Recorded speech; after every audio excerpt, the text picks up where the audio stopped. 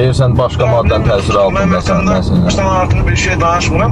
Sizə dedim sabahlarım saat 7-yə yarısı yaxınlaşır. Sən bir şey deyim. Onu dava aparırsınız. Mən səndən dava aparmıram. Mən səni hədələməmişəm. Siz Azərbaycan Respublikasının prezidentini söylürsünüz. Necə bayrağı söylürsünüz? Problem yoxdur. Sabahlarım. Çox sağ ol. Hamısının səsini yazıram mən bayaqdan səndən danışdıqca. Əhmədov Elnur Mirəlioğlu. Bir neçə gün əvvəl Kanal 21-ə müsahibə vermişdim başıma gələn hadisə ilə bağlı. Bu günləri gəlmişəm ki, sizdən xahiş edirəm ki, mənim əlimdə olan bütün faktla, sübutla, səs yazılarını ictimaiyyətə təqdim edəsiniz. Cənab Prezidentimiz görsün ki, Cənab Prezidentimiz İlham Əliyev görsün ki, bu qədər qanunsuzluğa Nərimanov rayon polis idarəsi baş müstəntiq İlkin İmanov və Nərimanov rayon prokurorluğu Sədərək bazarının yiyəsinin oğlu İlkin və İlham Safir Şallıq Sarayın yiyələri. Bunlar deyirlər ki, dövləti biz idarə edirik. Cənab Prezidentimiz, bunlar özün sizin yerinizdə görürlər. Cənab Prezidentimiz, bununla bağlı sizdən xahiş edirəm ki, bir göstəriş verəsiniz, bir tapşırıqlar verəsiniz. Nərimanov rayon polis idarəsinin baş müstəntiq İlkin İmanov özün kral sayır. Cəmaatı şərləyərək əlimdə olan faktdan, sübutdan, səs yazılarını təqdim edəcəm.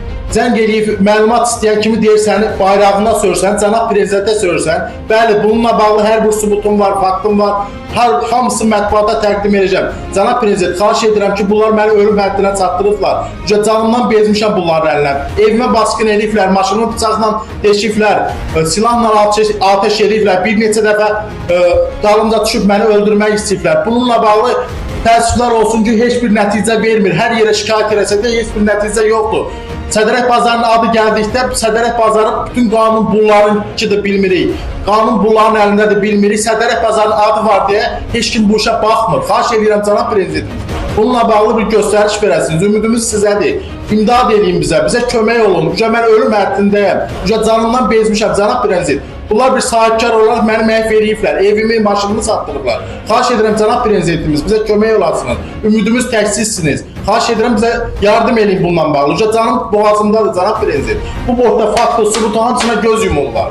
Hala təqdim edirəm hamısını yuxarılara belə içindən faktları, sübutları hamısını gizlədirlər. Mən əminəm ki, bunları səs yazılarını gizlədirlər. Faktı vermişəm, sübutu və bununla bağlı bütün video görüntünü, səs yazılarımı təqdim edəcəm sizə. Xahiş edirəm ictimaiyyətə verin. Cənab Prezidentimiz bizim ümidimiz onadır. Bizə kömək olar bu işlə bağlı. Cənab Prezidentimiz dəfələrlə Cənab Nazir Vilayət Evyazının qəbulunda olmuşam. Göstəriş versə də təəssüflər olsun ki, onun göstərişinə əsasən heç birisini icra etməyiblər. Sadəcə əksinə mənim evimə hücum edirlər, mənim ölümlə hədələyirlər, mən ölüm həddinə çatmışam. Xahiş edirəm, bəlkə siz eşitələr, mənə bir dəstək olun, bir kömək olun. Bir Azərbaycan vətəndaşı